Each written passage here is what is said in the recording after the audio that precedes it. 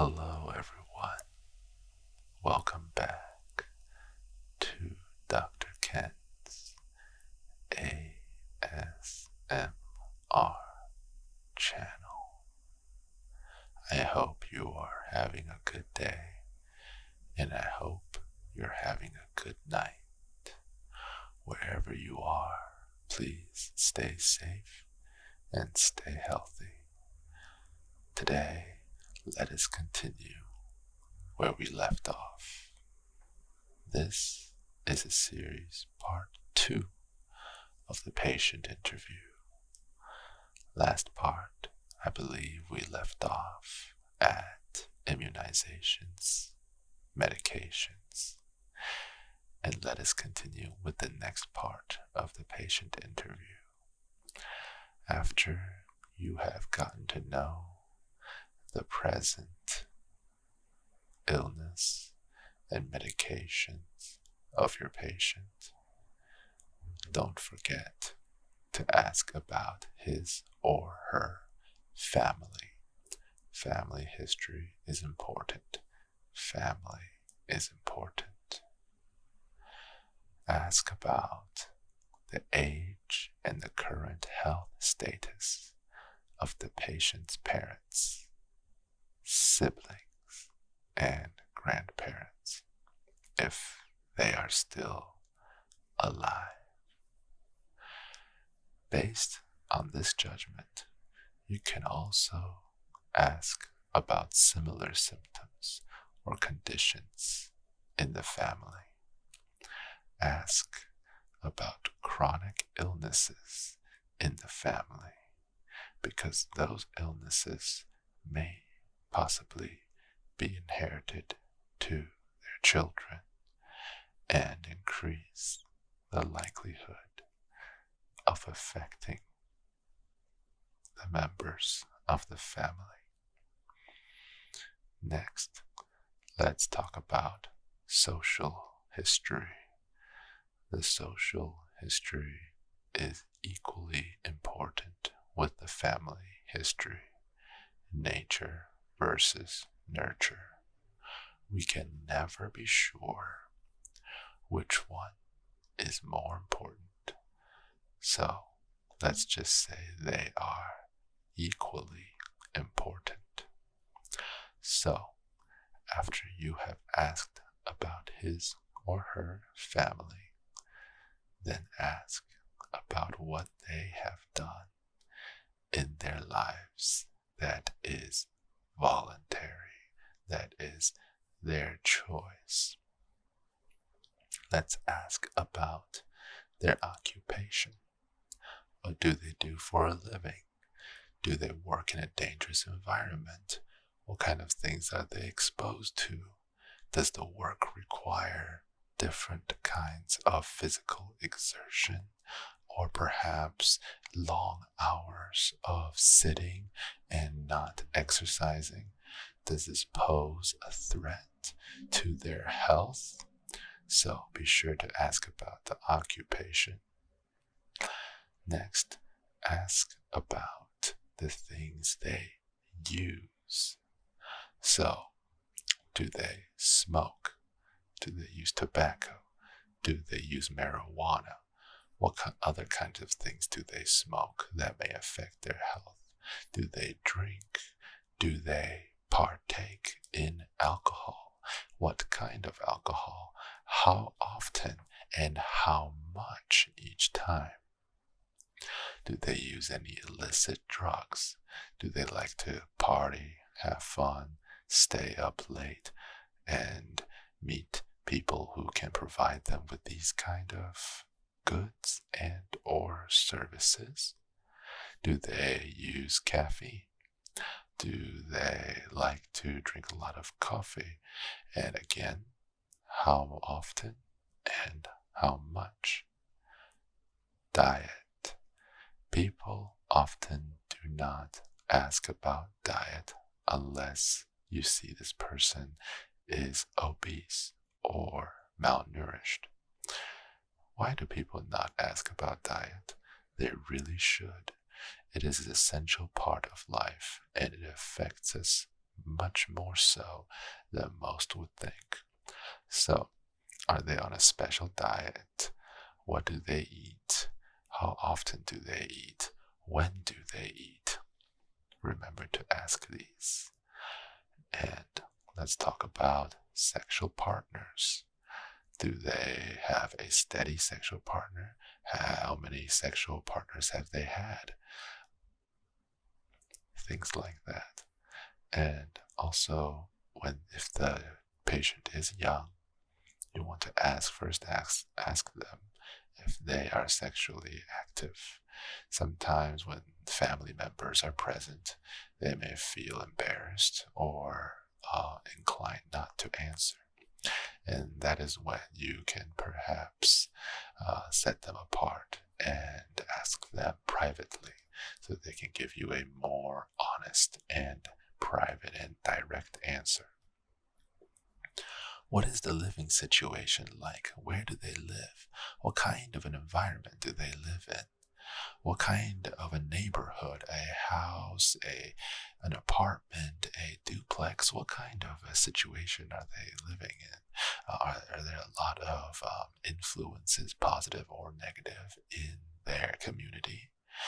You might want to ask this depending on your judgment on what the chief complaint is and or what you suspect might be an affecting issue.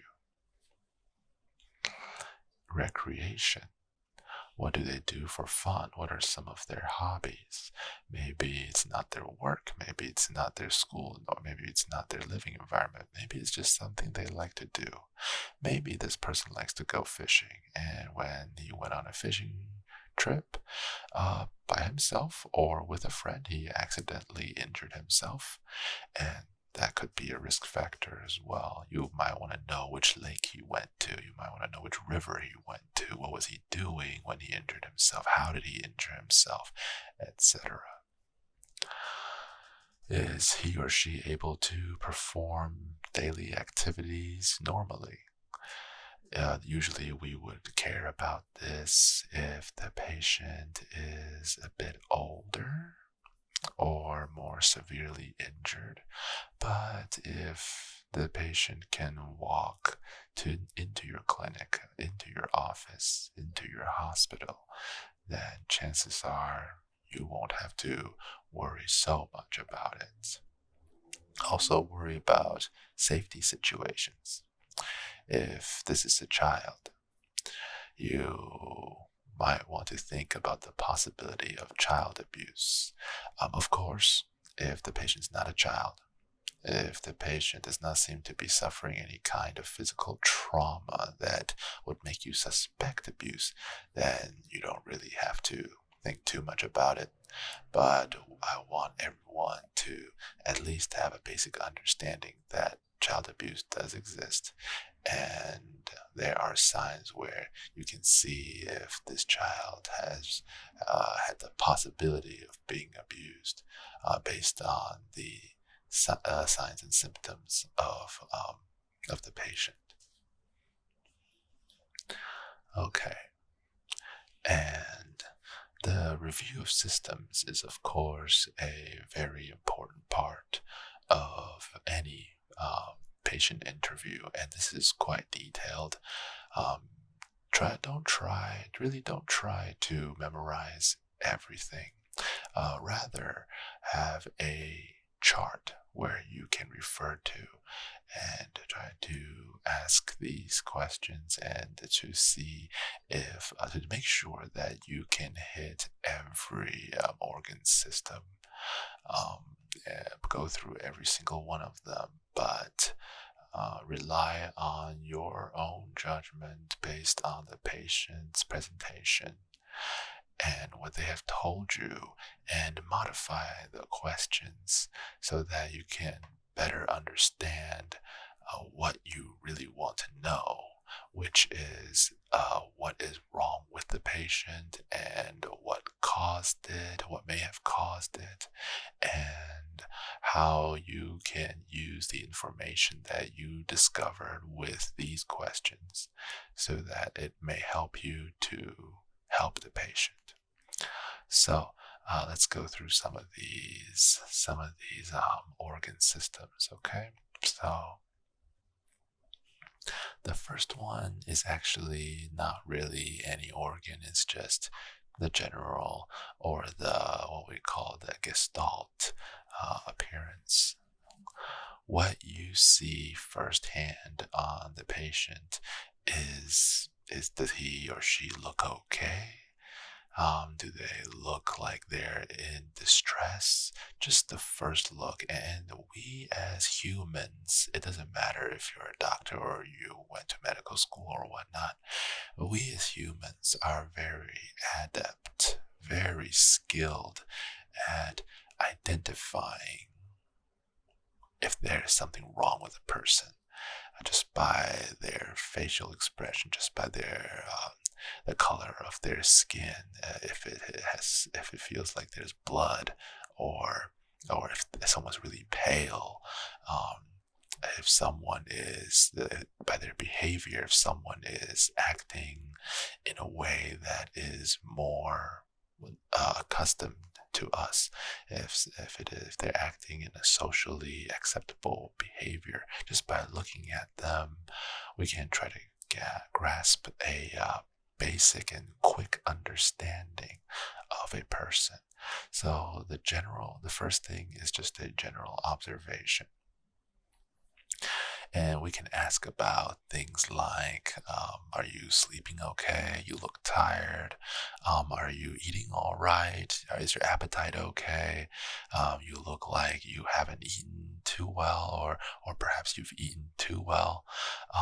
Has there been any weight changes in your life lately? It could be stress, or it could be something much more serious. We don't know, but we want to make sure if they have lost any weight, especially, or gained any weight.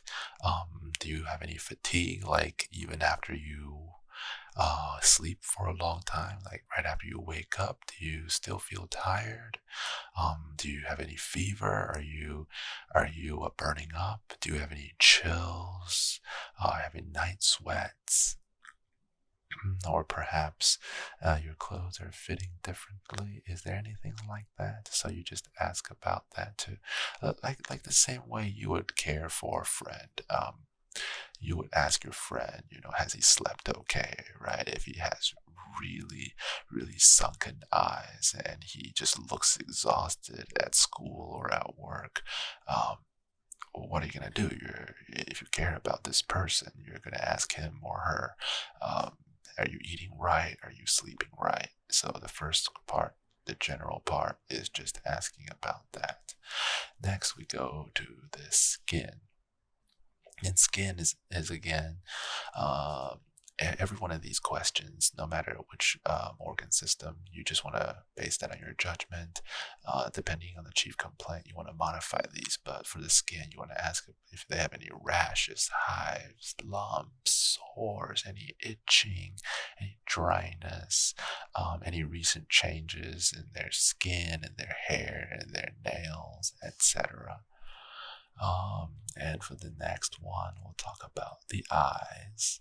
Again, like I said earlier, if your friend comes in with sunken eyes, you'd ask them if they've been sleeping well, or if they've been eating right, things like that. But for this, you want to ask about their vision. So, has their vision been okay? Has there been any recent changes in their vision? Any blurriness? Any double vision or diplopia? Any blind spots? Any bright spots? When was their last eye exam?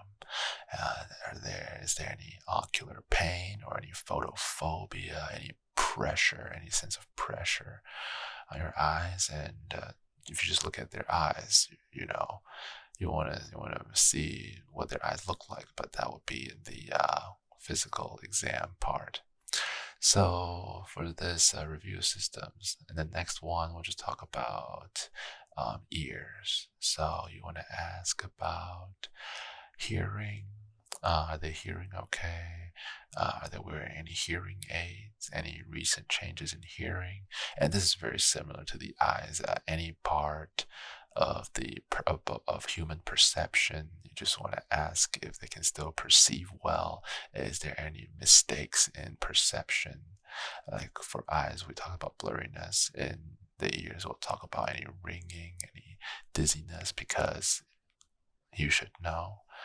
We should know that the ears are very much connected with our sense of balance. So dizziness may mean that there's something wrong there. So dizziness, vertigo, any kind of pain. Pain is always a very good sign, very good symptom that they can tell you.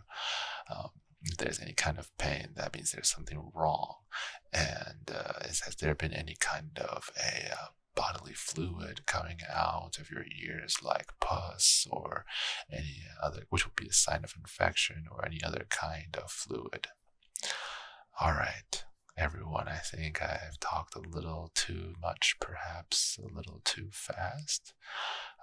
I am so sorry that these videos really are not long enough for me to complete something as immense as a patient interview all at once in one go. So I'm gonna have to split this up again.